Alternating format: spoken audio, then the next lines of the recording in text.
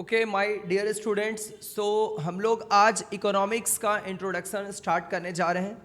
Economics जो subject है ये आपके लिए, कुछ बच्चे अपने 11-12 में जब होते हैं तो इकोनॉमिक्स का पेपर सेलेक्ट करते हैं और कुछ ऐसे स्टूडेंट होते हैं जिनका इकोनॉमिक्स नहीं होता है। तो मैं इस हिसाब से आपको पढ़ाने जा रहा हूँ कि आपको इकोनॉमिक्स में कुछ भी नहीं आता है, एकदम बेसिक से सब कुछ मैं पढ़ाऊँगा। एकदम टोटली एग्जाम्स ओरिएंटेड आप स्टडी करने वाले हो। पूरा बेसिक कंसेप्ट से लेकर के टॉप डायग्राम्स वगैरह सब कुछ आपको अच्छे से समझाया जाएगा।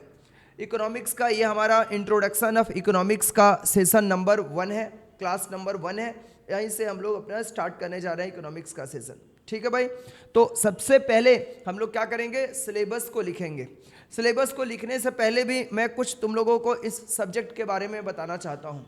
देखो बच्चे, जो अकाउंट्स होता है, जिनको अकाउंट्स अच्छे से समझ में आ जाता है वो अकाउंट्स में एकदम तहलका मचा के एग्जाम्स में चले आते हैं। जिनका लॉ अच्छे से समझ में आ गया, लॉ भी लिख लेते हैं। लॉ, चलो लॉ के लिए आपको फिर भी बहुत मेहनत करना पड़ेगा, लिखने का प्रैक्टिस करना पड़ेगा, अंडरस्टैंडिंग डेवलप करने पड़ेगा। लॉ सब्जेक्ट को लेकर के ऐसी बातें मार्केट में है और ऐसा होता भी है। जब तक आप प्रोविजन नहीं समझोगे नहीं तो लिख नहीं पाओगे, रट के ज़्यादा समय तक आप माइंड में रख नहीं पाओगे। तो लॉ के बारे में तो हमने बताया ही लॉ के क्लास में, लॉ के सेशन में आपको। लेकिन अभी इकोनॉमिक्स वाला जो पेपर है ना, अगर आपने इस पेपर को सही से कर लिया और आपका ये एग्जाम्स होने वाला है एमसीक्यू मोड में, मतलब बड़े बड़े पैराग्राफ, डेफिनेशंस, उसका एडवांटेजेस, डिसएडवांटेजेस, ये सब चीज़ें, डायग्राम्स का एक्सप्लेनेशंस, ये कुछ भी आपको एग्जाम्स में लर्न करके नहीं जाना है। आपको एग्जाम्स कैसे देना भाई, एग्जाम्स आपको देना है एमसीक्यू मोड में। ठीक है, जिन बच्चों का स्कूल में रहता है तो स्कूल के लिए तो भाई आपको लर्निंग करना पड़ेगा थोड़ा, तो आपको अंडरस्टैंडिंग के तरीके से इसको भी पढ़ना पड़ेगा, लिखने का प्रैक्टिस करना पड़ेगा, तभी आप अपने एग्जाम्स में लिख पाते हो।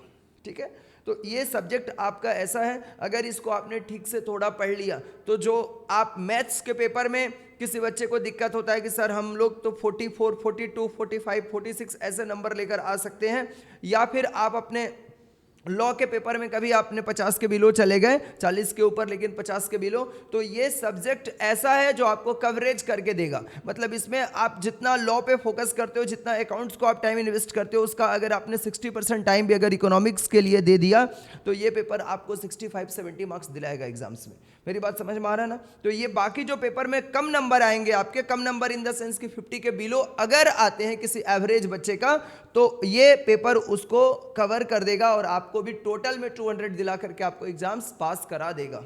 ठीक है, तो आपको इस नजरिए से एकदम जागरूक होकर के इकोनॉमिक्स पढ़ना है। और भाई इकोनॉमिक्स मतलब आप इसमें समझने वाले हो इंडिया का इकोनॉमी क्या होता है, वर्ल्ड की इकोनॉमी क्या होता है, कैसे लोग सोचते हैं, इकोनॉमिक हैबिट्स कैसे डेवलप करते हैं, सारी बातें आप इकोनॉमिक्स के सब्जेक्ट में पढ़ने वाले हो। एकदम मजा आता है पढ़ के भी और पढ़ा के भी, ऐसा सब्जेक्ट है। ठीक है, तो एकदम वेल माइंड सेट के साथ एकदम माइंड को खोल दो दरवाजे अपने, जितने सारे चीज़ें समझाऊंगा बोलूंगा आपके ब्रेन में सीधा जाकर के इंस्टॉल हो जाए, इस तरीके से पढ़ना है। ठीक है भाई, तो अभी अपने स्टार्ट करते हैं बिजनेस इकोनॉमिक्स का। जैसा तुम लोग जानते हो, सर ये क्या लिख के रखा आपने, पहले अभी लिख दिया सर आपने? नहीं, ये पहले से मैं लिख के रखा हूँ। ठीक है, रेडीमेड एकदम, ताकि मैं नहीं लिखूंगा, तुम लोग लिखेगा। फिर समझ में आ रहा है? तो ये सिलेबस है आपका। आपको पता है कि सबसे पहले मैं सिलेबस सारे सब्जेक्ट का लिखा देता हूँ कि भाई कितना चैप्टर्स आपको पढ़ने हैं, ताकि आप भी मेंटली पूरी तरह से रेडी हो जाओगे कि हाँ इतना तो मेरे को इस सब्जेक्ट के अंदर पढ़ाई करना है। ठीक है, और कितने मार्क्स ये स्कोर करते हैं। तो मैंने बच्चे यहाँ पर CMA फाउंडेशन और CA फाउंडेशन का सेपरेटली सब कुछ लिख करके दिया हुआ है। CA फाउंडेशन में ये जो पेपर है ये MCQ आएगा, निगेटिव मार्किंग के साथ आएगा। CA फाउंडेशन में मोड ऑफ एग्जाम्स क्या होगा, मोड ऑफ एग्जाम्स क्या होगा भाई CA फाउंडेशन का, ये MCQ मोड में एग्जाम्स होगा। बोलते नहीं हो तुम लोग, सिर्फ सुनते हो। मोड क्या होगा एग्जाम्स का, मोड MCQ होगा। कितने क्वेश्चंस आएंगे विथ निगेटिव मार्किंग, इसमें निगेटिव मार्किंग भी रहेगा। आएगा सब कुछ आएगा विथ निगेटिव मार्क्स। ठीक है भाई, तो इसमें निगेटिव मार्किंग आपके एग्जाम्स में रहेंगे। क्लियर है? क्या रहेगा, निगेटिव मार्किंग आपके एग्जाम्स में रहने वाला है। निगेटिव मार्क्स इसमें रहेगा, हाँ जी रहेगा। CA फाउंडेशन वाले बच्चों का निगेटिव मार्किंग रहेगा। ठीक है भाई, 100 क्वेश्चंस आपके एग्जाम्स में रहेंगे इसमें से, जिसमें 1 नंबर करके रहेगा, निगेटिव मार्किंग भी रहेगा, यस रहेगा। और 100 इंटू 1 करके 100 मार्क्स का ये पूरा पेपर होने वाला है आपका। तो आपको उतना ही इंपॉर्टेंस इसको भी देना है जितना कि आप मैथमेटिक्स क्यूए के पेपर को दोगे, उतना ही इंपॉर्टेंस आपको इसको भी देना है जितना कि आप अकाउंटिंग वाले पेपर को दोगे। बात समझ में आ रही है ना? जितना आप लॉ को इंपॉर्टेंस दोगे, इकोनॉमिक्स को भी उतना ही इंपॉर्टेंस दे के पढ़ाई करना है आपको, ठीक है? ऐसा नहीं कि भाई इकोनॉमिक्स, अच्छा कुछ बच्चों का ये रहता है ना कि हम तो 11-12 में पढ़ के आए हैं सर, मेरे को कॉन्फिडेंस है इकोनॉमिक्स हम कर देंगे ऐसे ही। लेकिन भाई इंस्टीट्यूट के क्वेश्चंस जब आपके सामने आएंगे, आप एमसीक्यू में आपको 3-3 ऑप्शन लगेगा कि तीनों ही सही है, किसमें मैं टिक करूं, ऐसी बातें आ जाएगी। तो आपको इन डेप्थ पढ़ो, अच्छे से एक एक लाइन को पूरा पढ़ना पड़ेगा। यहाँ पर आपको डेफिनेशन लिख के आने की जरूरत नहीं है। तो नेगेटिव मार्किंग रहेगा। अब आते हैं बच्चे, इसका मार्किंग कैसे रहेगा। सीएमए फाउंडेशन वाले बच्चों का हिसाब किताब क्या है उनका भी बता दूं।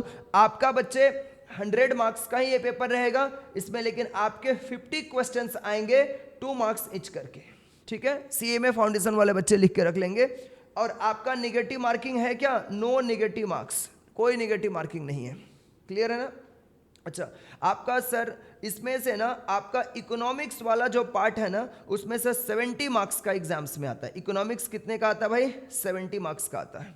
सीएमए फाउंडेशन में इकोनॉमिक्स कितने नंबर का आता है? 70 मार्क्स का। 30 मार्क्स का क्या आता है सर? ऐसे फ्री में देता है लोग क्या? नहीं भाई, 30 मार्क्स का आपका मैनेजमेंट बोल के एक पेपर है, जो तुम लोग क्लास 12 में अगर कॉमर्स या बिजनेस स्टडीज पढ़ाई किया होगा तो आपने प्लानिंग, डायरेक्टिंग, स्टाफिंग, कंट्रोलिंग, ये सब जो चैप्टर पढ़ाई किया था ना मैनेजमेंट का, वही वाला है, एकदम सेम टू सेम। समझ में आ रहा है ना? तो ऐसा एकदम घबराने का बात नहीं है, बिल्कुल सिंपल चीज़ है। अब आते हैं बच्चे, आपका मार्किंग स्कीम क्या है। तो मेरे बच्चों, मेरे प्यारे प्यारे बच्चों, इकोनॉमिक्स में आपके 2 हिस्से बटे हुए हैं। इकोनॉमिक्स में कितने हिस्से बटे हुए हैं आपके? 2। एक है माइक्रो इकोनॉमिक्स सीए फाउंडेशन में, और दूसरा पार्ट उसका जो है वो है macro economics. Macro economics CMA में है ही नहीं, तो ये वाला जो पार्ट है ना, ये सीएमए वाले बच्चे नहीं लिखेंगे, सीएमए वाले बच्चे नहीं लिखेंगे। सीए वालों का दोनों है भैया, समझ में आ रहा है ना? दोनों ही है। मतलब आप ये पढ़ लिया, मतलब इसके ऊपर आप कॉलेज का 3rd, 5th, 6th सेमेस्टर तक, 8th सेमेस्टर तक जितना भी इकोनॉमिक्स होता है सारा मैं पढ़ा दूंगा इधर ही आपको। समझ में आ रहा है ना? उसके बाद और इकोनॉमिक्स के लिए आपको कहीं भी जाने की जरूरत नहीं है, इतना मतलब मैं पढ़ा दूंगा इकोनॉमिक्स। समझ आई मेरी बात एकदम? अब देखो बच्चे, सबसे पहले हम लोग माइक्रो इकोनॉमिक्स, अच्छा मैं ये भी पढ़ाऊंगा तुम लोगों को कि माइक्रो इकोनॉमिक्स क्या होता है, मैक्रो इकोनॉमिक्स क्या होता है, इसका डिफरेंस भी बताऊंगा। लेकिन अभी पहले तुम लोग इसको लिख डालो फटाफट, लिख भी रहो, सुनते भी रहो, लिख भी डालो साथ साथ। ऐसा नहीं कि मैं खड़ा रहूंगा लिखो बच्चे, वो एकदम ट्रेडिशनल तरीके से। समझ में आ रहा है ना? वैसे नहीं चलेगा, आपको मेरी बातें सुनते रहना है, लिखते भी रहना है। माइक्रो इकोनॉमिक्स में मेरे बच्चों, माइक्रो इकोनॉमिक्स में आपका जो पहला चैप्टर है nature and scope of economics. समझ में आ रहा है ना? Nature and scope of economics. इसके अंदर 2 यूनिट आपको पढ़ना होगा। इसके अंदर कितने यूनिट आपको पढ़ना होगा बच्चे? 2 यूनिट इकोनॉमिक्स का आपको इसके अंदर पढ़ाई करना है। क्लियर है? जो कि आपके एग्जाम्स में 5 to 7 मार्क्स का आता है। पहला चैप्टर से कितने नंबर का? 5 to 7 मार्क्स का एग्जाम्स में आता है। फिर इसके बाद दूसरा नंबर चैप्टर है आपका थियरी ऑफ डिमांड। क्या चैप्टर है? Theory of demand. ये डिमांड चैप्टर से 3 से 4 नंबर का एग्जाम्स में आएगा। थियरी ऑफ सप्लाई, इससे भी 3 से 4 नंबर का आपके एग्जाम्स में आने वाला है। क्लियर है? इससे भी 3 से 4 मार्क्स आपके एग्जाम्स में कवर्ड रहेगा। समझ गए बात को बच्चे लोग? फिर आपका आता है नंबर 4 पे theory of production, theory of production और थियरी ऑफ कॉस्ट। ये थियरी ऑफ प्रोडक्शन और थियरी ऑफ कॉस्ट मिला करके, दोनों कॉम्बाइन करके एक साथ, ये 12 मार्क्स कवरेज रखता है। सर अलग अलग क्यों नहीं मार्क्स लिखा? क्योंकि कभी कभी इंस्टीट्यूट थियरी ऑफ कॉस्ट से ज़्यादा दे देता है, प्रोडक्शन से 4 क्वेश्चन और उससे 8 क्वेश्चन दे देता है, कभी इससे 8 कभी उससे 4 दे देता है। तो ये दोनों वेरी करता है टर्म टू टर्म, अलग अलग एग्जाम्स टर्म में अलग अलग वेरी करता है। सो वाई मैंने इसको एक साथ लिख करके दे दिया है कि ये पूरा 12 मार्क्स का अकेले कवरेज रखेगा। ठीक है भाई, बोलो बच्चे। क्लियर हो रहा है आप लोगों को? मेरे लाइव वाले बच्चे लोग, मैं अभी आप लोगों को सिर्फ सिलेबस बता रहा हूँ, ठीक है? ऐशी, हर्ष, जया, नव्या, सायन, प्रियांशु, बच्चे लोग ये सिलेबस कॉपी पे लिख लेना है और हमेशा रूल कॉपी यूज़ करना है एग्ज़ाम्स में। सीए फाइनल तक आपको रूल कॉपी में ही सारे एग्ज़ाम्स होते हैं, कोई प्लेन कॉपी नहीं मिलता है, ठीक है। तो रूल कॉपी पे ही हैबिट अपना डेवलप करो, ठीक है भाई।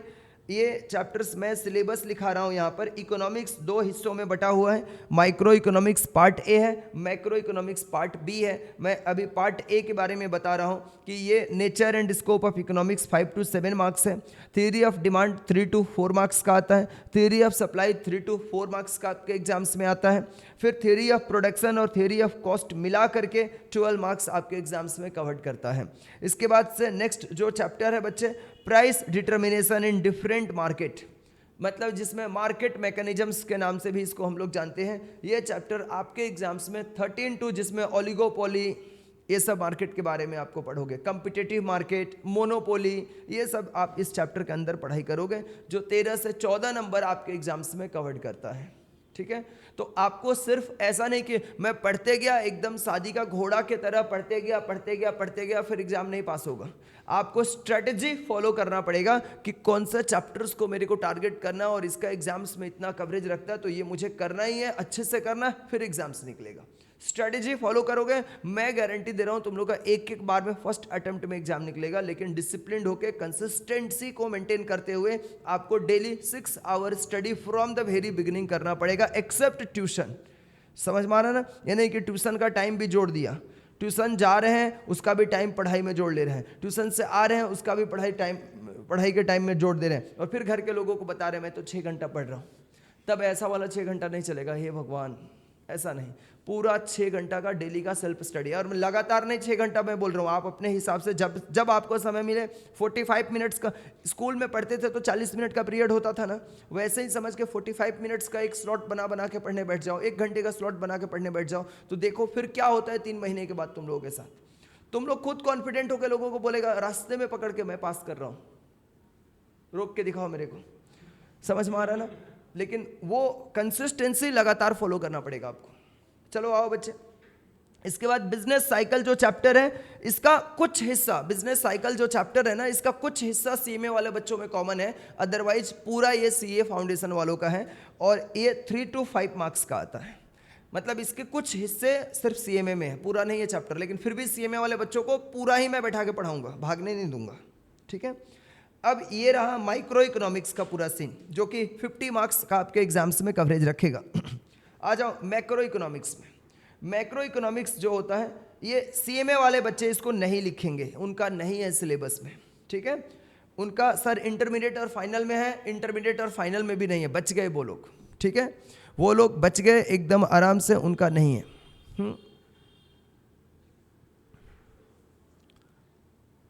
सर बीच बीच में आपका वॉइस जा रहा है, ये वॉइस का जो प्रॉब्लम। हाँ जी, तो अब मैक्रो इकोनॉमिक्स वाला जो पार्ट है ना, ये only and only CA foundation वाले बच्चों का है ना, सिर्फ सीए फाउंडेशन वाले बच्चों का है। क्या क्या आपको इसमें पढ़ाई करने हैं?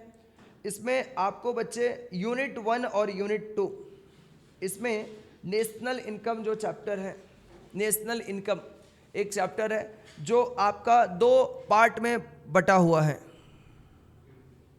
नेशनल इनकम जो चैप्टर है ये 2 पार्ट में बटा हुआ है। पहला है यूनिट 1 और यूनिट 2। नेशनल इनकम 2 पार्ट में बटा हुआ है, यूनिट 1 एंड यूनिट 2। अच्छा, मैं सिलेबस लिखा करके ना, सिलेबस लिखवा ले रहा हूँ, उसके बाद एक बार मैं फिर से मैं रिज्वाइन करता हूँ। तुम लोगों को तो मैंने बोल दिया, मैं एक बार रिज्वाइन करता हूँ तो मे भी ये इश्यूज खत्म हो जाएगा। ओके, अच्छा, ये नेशनल इनकम 2 पार्ट में बटा हुआ, यूनिट 1 एंड यूनिट 2। यूनिट 1 जो है ये 5 to 6 मार्क्स का एग्जाम्स में आता है, और यूनिट 2 जो है ये 9 to 10 मार्क्स का एग्जाम्स में आता है। ओके, तुम अभी कुछ नहीं लिखोगे, छुट्टी होगा तो किसी बच्चे का कॉपी लेके लिख लेना। मैं अभी सिलेबस कौन सा चैप्टर कितने मार्क्स का रहता है ये मैं लिखा रहा हूँ, ठीक है भाई। अभी तुम सिर्फ सुनो। इसके बाद दूसरा नंबर जो चैप्टर है पब्लिक फाइनेंस। क्या चैप्टर का नाम है? Public finance. पब्लिक फाइनेंस के बारे में स्टडी करोगे। ये पूरा देश का इकोनॉमी के बारे में मैक्रो इकोनॉमिक्स होता है। नेशनल पहला ही चैप्टर क्या है? National income. फिर इसके बाद पब्लिक फाइनेंस है, 6 to 8 मार्क्स का आपके एग्जाम्स में आता है। मनी मार्केट, मनी मार्केट जो चैप्टर है ये 10 से 11 नंबर का आता है आपके एग्जाम्स में। इसके बाद इंटरनेशनल ट्रेड, एक चैप्टर क्या है? International trade. International trade 12 marks का आपके एग्जाम्स में आता है, 12 नंबर अकेले। इसके बाद इंडियन इकोनॉमी, पूरे भारत के इकोनॉमी के बारे में आप स्टडी करने वाले हो, ये 12 मार्क्स का आपके एग्जाम्स में आता है। तो देखो देखो ये पूरा आप लिख डालो फटाफट, तब तक मैं रीज्वाइन कर लेता हूं।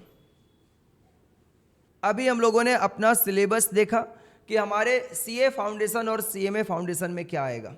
मेरे सीएमए फाउंडेशन वाले बच्चों का कुछ 2 चैप्टर एक्स्ट्रा है। वो क्या है? ओनली सीएमए वाले बच्चे ये लिखेंगे जो सीएमए की पढ़ाई कर रहे हैं, उनका मनी एक चैप्टर है और बैंकिंग एक चैप्टर है। समझ में आ रहा है ना?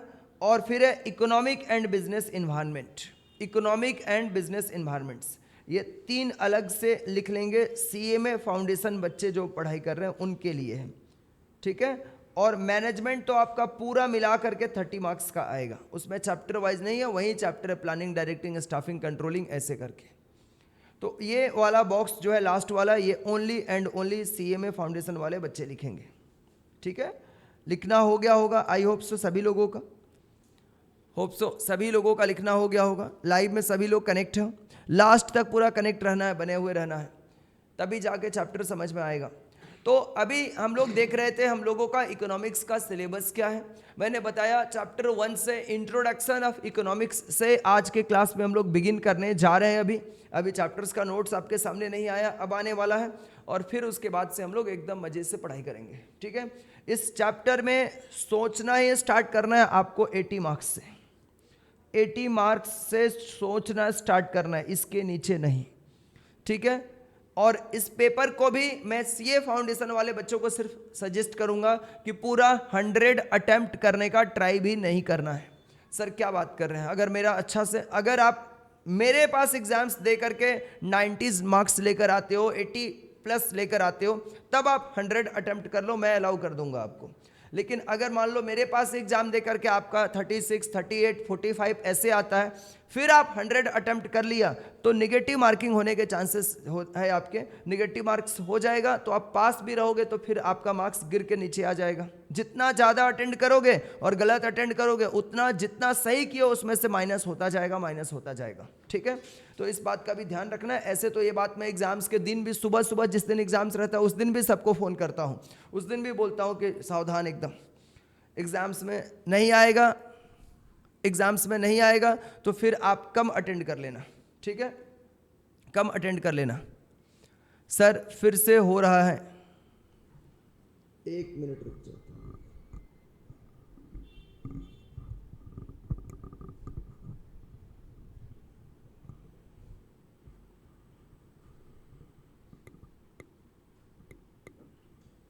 अभी हो रहा है क्या? अभी तो होना नहीं चाहिए।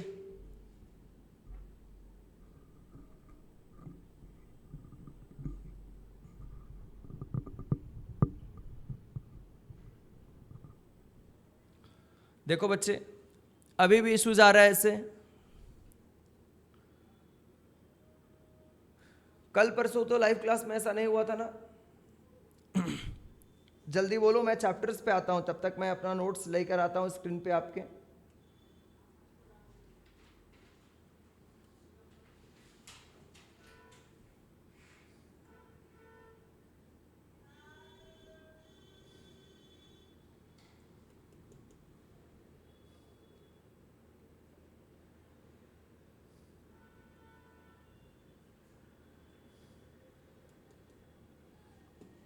अभी ठीक है?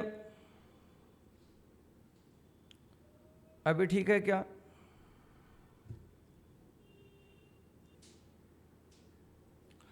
Okay, my dear students, so today we are going to class number 1 of the basics of economics. This is the first chapter of economics. हम लोग इसमें इकोनॉमिक्स का पूरा बेसिक कंसेप्ट पढ़ने वाले हैं। ये जो बेसिक्स ऑफ इकोनॉमिक्स वाला जो चैप्टर है ना, ये 2 पार्ट्स में बटा हुआ है। कितने हिस्सों में बटा हुआ है बच्चों? 2 हिस्सों में बटा हुआ है। पार्ट 1 इसका है बिजनेस इकोनॉमिक्स, ठीक है। इसी पार्ट से हम लोग पहले स्टार्ट करने वाले हैं, और पार्ट बी इसके बाद जब आएगा तब मैं बताऊंगा। पार्ट ए बिजनेस इकोनॉमिक्स है हम लोगों का। इसमें सबसे पहले जब हम लोग बिजनेस इकोनॉमिक्स स्टडी करने जा रहे हैं तो all the first what will be the point कि what is business all about, business क्या होता है, व्हाट इज बिजनेस। सर ये तो हम लोग क्लास 9 से जब हम लोगों ने कॉमर्स स्ट्रीम ले लिया था तब से हम लोगों को पता है बिजनेस क्या होता है। हम लोग कोई भी इकोनॉमिक एक्टिविटी करते हैं जिसमें मनी अर्निंग्स करना टारगेट्स होता है, उन सबको हम लोग क्या बोलते हैं, बिजनेस बोलते हैं।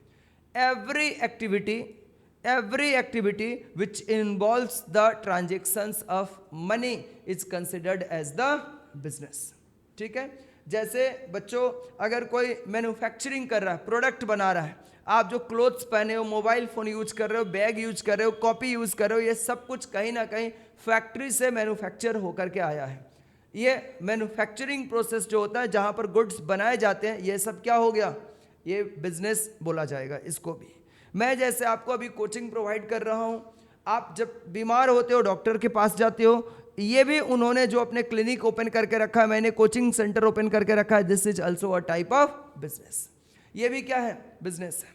आप बार्बर के पास हेयर कटिंग कराने के लिए जा रहे हो, ये भी एक तरह का क्या है, बिजनेस है। तो एवरी एक्टिविटी, कोई कंस्ट्रक्शन कर रहा है, माइनिंग कर रहा है, एग्रीकल्चरल एक्टिविटीज में इंगेज्ड है, खेती वेती कर रहा है, कोई पोल्ट्री फार्मिंग कर रहा है, all are considered as the business. ये सभी क्या है, बिजनेस है। ठीक है बच्चों, ये सभी क्या है, बिजनेस है टोटली। तो अपने business is an economic activity, ये कैसा एक्टिविटी है, इकोनॉमिक एक्टिविटी है। इकोनॉमिक एक्टिविटी कौन सा एक्टिविटी को बोलते हैं, जिसमें मनी इन्वॉल्व रहता है। क्या इन्वॉल्व रहता है, मनी का इन्वॉल्वमेंट रहता है। इधर आ जाओ, थोड़ा सा बोलना है, डर के नहीं बैठना है। जिसमें क्या रहता है, मनी का इन्वॉल्वमेंट रहता है। There are various type of the businesses in the market like the manufacturing, mining, construction, agriculture, poultry farming, food processing, banking, bank से हम लोग क्या लेते हैं, सर्विस लेते हैं। इंश्योरेंस कंपनी इंश्योरेंस का बिजनेस स्टार्ट करके आपको इंश्योरेंस की पॉलिसी बेच रही है, वह भी बिजनेस कर रहा है। हेल्थ केयर जो क्लिनिक है, हॉस्पिटल्स है, ये भी बिजनेस है। Educational institute, school, college, coaching centre, ये सभी क्या है, बिजनेस है। Transportation, communication and so on and so fourth, ये ऑल थिंग्स, ये तो कुछ एक एग्जांपल्स है, लेकिन आपके आसपास जितने भी एक्टिविटीज हो रहे हैं जिसमें मनी का इन्वॉल्वमेंट हो रहा है, उन सबको अपन क्या बोलेंगे, बिजनेस बोलेंगे। क्या बोलेंगे, बिजनेस बोलेंगे। अच्छा, लाइव में जो बच्चा लोग क्लास कर रहे हैं, उन लोगों को बोलता हूँ क्या बोलेंगे, तो चुप रहता है। मैं घर से बोलूंगा सर को थोड़े ना सुनाई देगा, भाई तब भी सुनाई देगा, तुम लोग बोलो तो सही। अकेले बैठ के पढ़ रहे हो फिर भी बोलो, ठीक है, एकदम बोलना है मेरे पीछे पीछे। अभी वॉइस क्लियर होगा तो एक बच्चा खाली टाइप कर देगा कि हाँ क्लियर है, प्रियांशु को छोड़ करके, ठीक है ना, बाकी बच्चा क्लियर बोलेगा।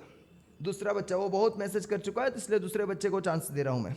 अभी देखो नेक्स्ट पॉइंट क्या है बच्चे, हम लोग कोई भी एक्टिविटी करते हैं ना, तो इनपुट से क्या बनाते हैं, आउटपुट। इनपुट से क्या करते हैं, आउटपुट। यहाँ पे each of this business represents activity transforming a set of inputs into a set of output which is the essence of economic activity। Economic activity का इसेंस क्या है, कोई भी इकोनॉमिकल एक्टिविटी हम कर रहे हैं उसका इसेंस क्या है कि हमें इनपुट से उसको आउटपुट में कन्वर्ट करना है। इनपुट से क्या करना है, उसको आउटपुट में कन्वर्ट करना है। ये बिजनेस इकोनॉमी का हमारा क्या है, इसेंस है, requirement.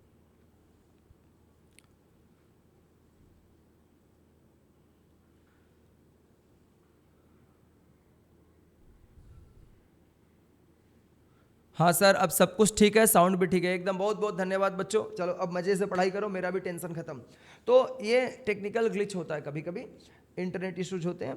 Mainly study the followings in the micro economics. Micro economics में हम लोग किसके किसके बारे में स्टडी करते हैं। माइक्रो इकोनॉमिक्स में हम लोग प्रोडक्ट प्राइसिंग के बारे में स्टडी करते हैं कि कैसे प्रोडक्ट की प्राइसिंग फिक्स की जाती है। समझ में आ रहा ना, कौन से मतलब किसी प्रोडक्ट का प्राइस अगर 100 रुपीज़ है तो 100 रुपीज़ ही क्यों रखा गया है प्राइस, इसके बारे में स्टडी करेंगे। माइक्रो इकोनॉमिक्स की ये सब पढ़ाई है। कंज्यूमर्स की बिहेवियर कैसा होता है, कंज्यूमर्स का बिहेवियर मतलब उसका फ्रेंडली बिहेवियर, ये वाला चेक करेंगे ना कि हम लोग उसका इकोनॉमिक बिहेवियर चेक करते हैं। कंज्यूमर्स की कौन सी बिहेवियर चेक करते हैं, वैसे नहीं बैठना है, स्टैंड लगा के नहीं बैठना है ऐसे, ठीक है, पढ़ते हैं। कौन सी बिहेवियर के बारे में हम लोग चेक करते हैं, इकोनॉमिक बिहेवियर के बारे में स्टडी करते हैं।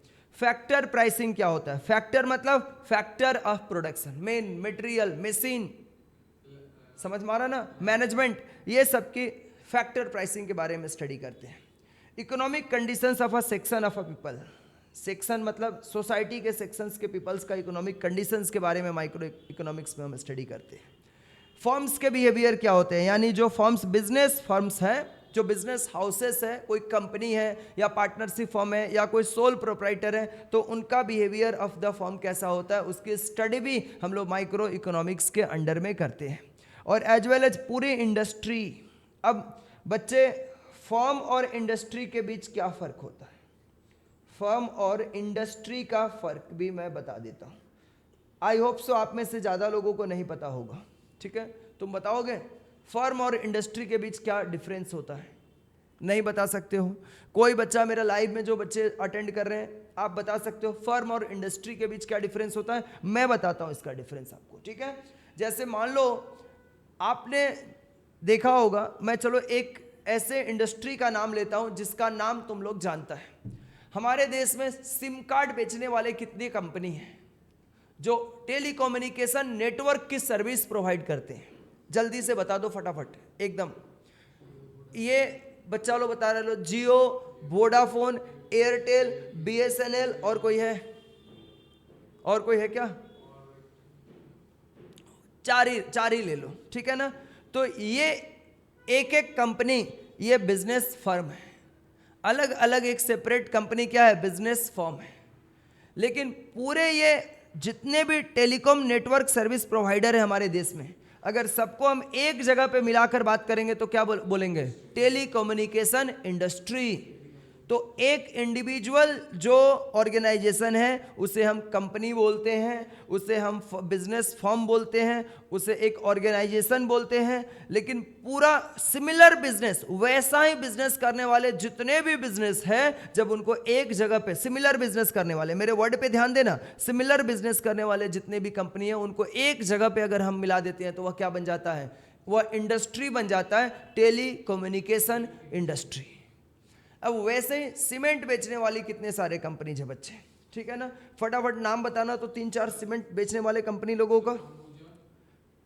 अंबुजा, एसीसी, और क्या, बिरला सीमेंट, और भी कोई अडानी का भी सीमेंट आ गया अभी, ठीक है ना। ये 4 ही अभी एक बार के लिए ले लेते हैं, ऐसे तो है बहुत सारा, कितना का नाम बोलेंगे, ठीक है।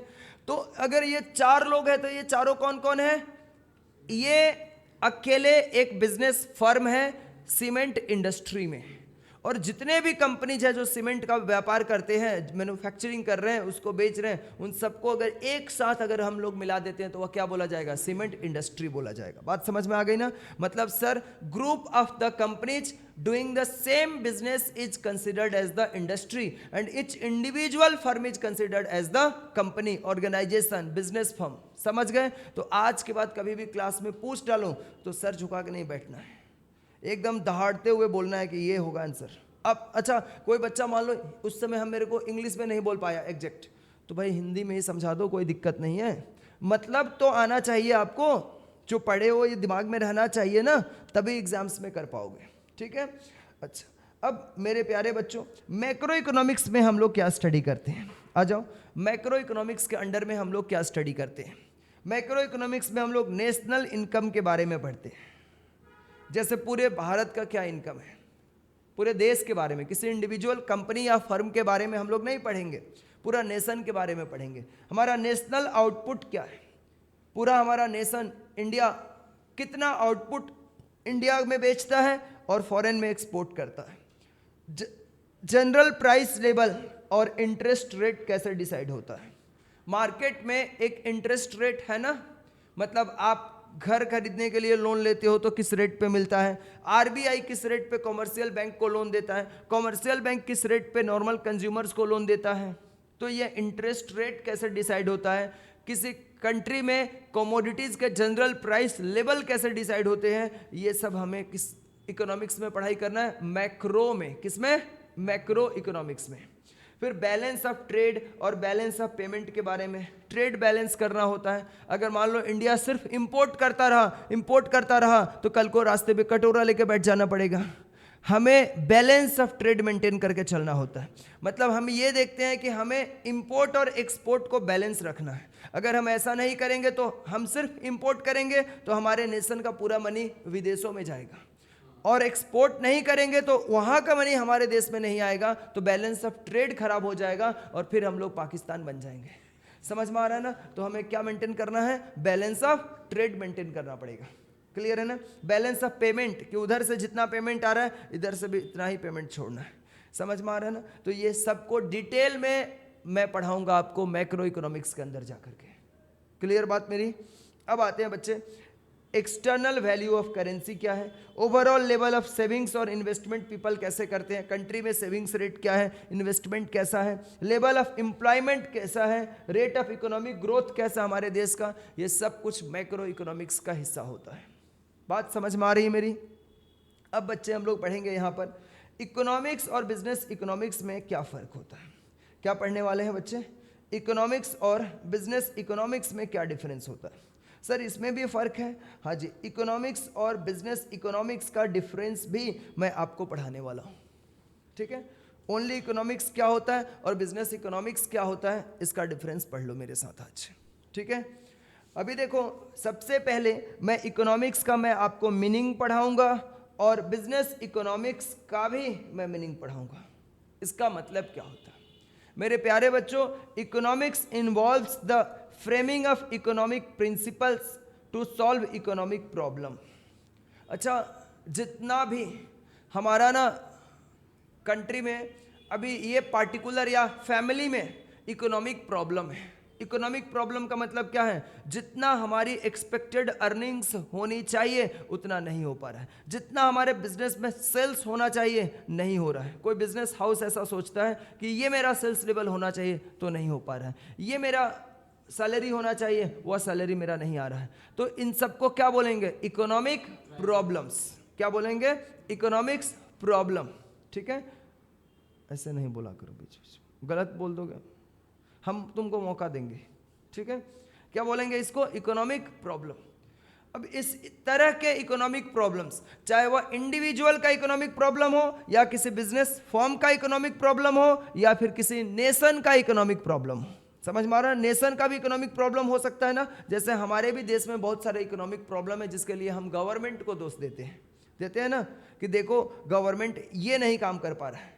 हम लोग के देश में इकोनॉमिक प्रॉब्लम अगर नहीं होता तो हम लोग नंबर 1 होते वर्ल्ड में। नंबर 1 तो हम लोग नहीं है ना, मतलब इकोनॉमिक प्रॉब्लम है, कहीं ना कहीं पर है। तो इस इकोनॉमिक प्रॉब्लम हो, चाहे इंडिविजुअल लेवल पे हो, हमारे घर में अगर इकोनॉमिक प्रॉब्लम है, या फिर किसी बिजनेस में इकोनॉमिक प्रॉब्लम है, या नेशनल लेवल पे इकोनॉमिक प्रॉब्लम है, उस इकोनॉमिक प्रॉब्लम को सॉल्व करने के लिए जो इकोनॉमिक प्रिंसिपल बनाए जाते हैं, इकोनॉमिक प्रिंसिपल डिसाइड किए जाते हैं। प्रिंसिपल मतलब क्या? रूल्स। इकोनॉमिक रूल्स, नियम बनाए जाते हैं, उसी को हम लोग इकोनॉमिक्स बोलते हैं।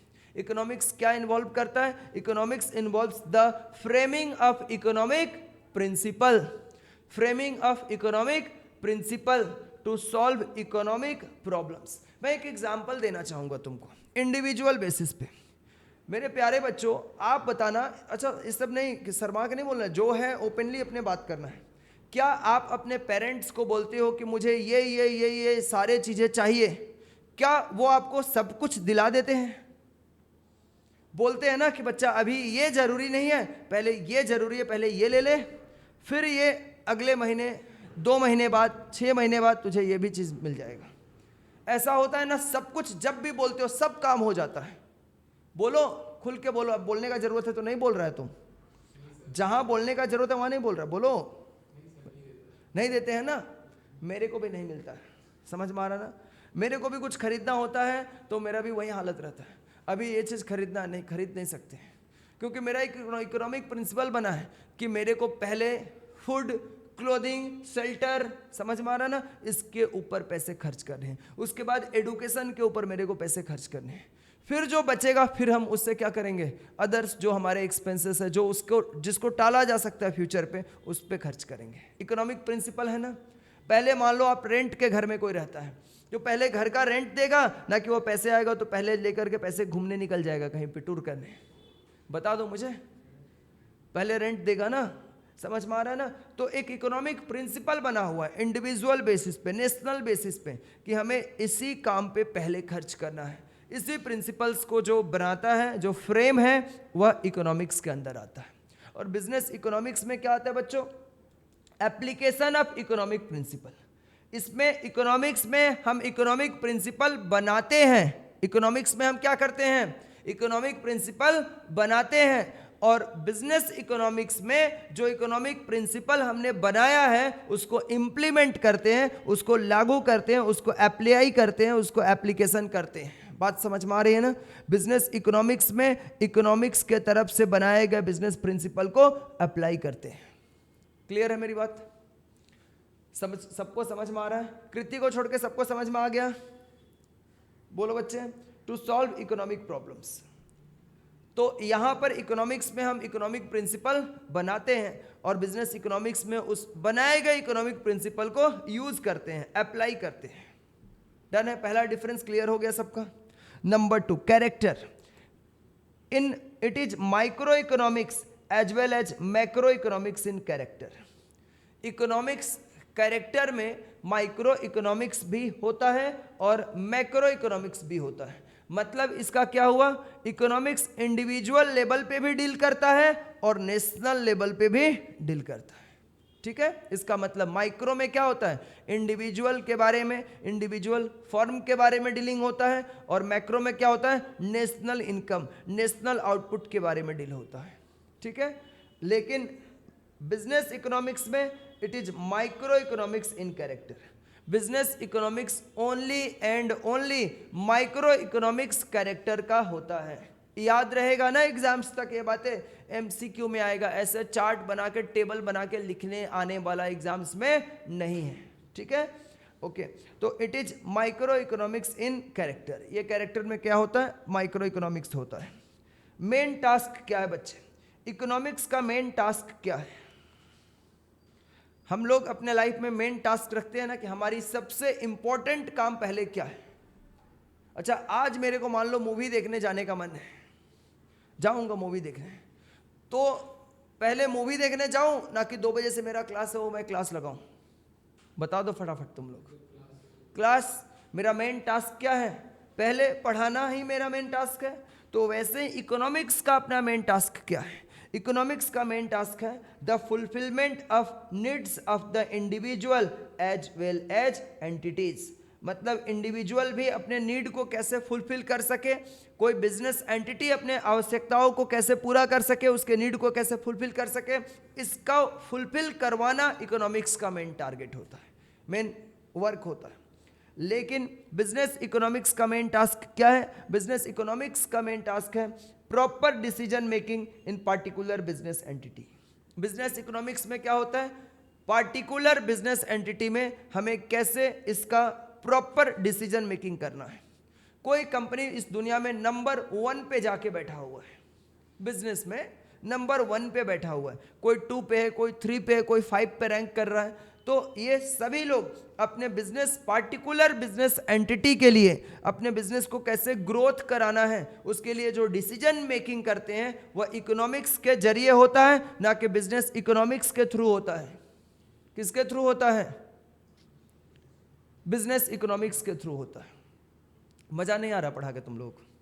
जब मैं पूछ रहा हूं उस समय सबको ऐसे लग रहा है कि मतलब शमशान घाट में बैठा हुआ है, एकदम साइलेंस बना के रखा हुआ है, और जहां बोलने की जरूरत है वहां नहीं बोल रहे हो। एकदम डिसीजन मेकिंग बोला आपने कि कोई बिजनेस का ग्रोथ के लिए डिसीजन मेकिंग कौन सा इकोनॉमिक्स में होता है? चुप बैठे हुए। अरे भाई अभी तो पढ़ाया है कि प्रॉपर डिसीजन मेकिंग होता है बिजनेस इकोनॉमिक्स में। यही पूछ रहा था। जहां बोलने की जरूरत है वहां बोलना पड़ेगा, तब मजा आएगा पढ़ाने में। शांति नहीं रखना है, बोलते रहना है जब पूछो कि यहां पर ये क्वेश्चंस। इसके बाद इकोनॉमिक्स जो होता है it is positive as well as normative in nature.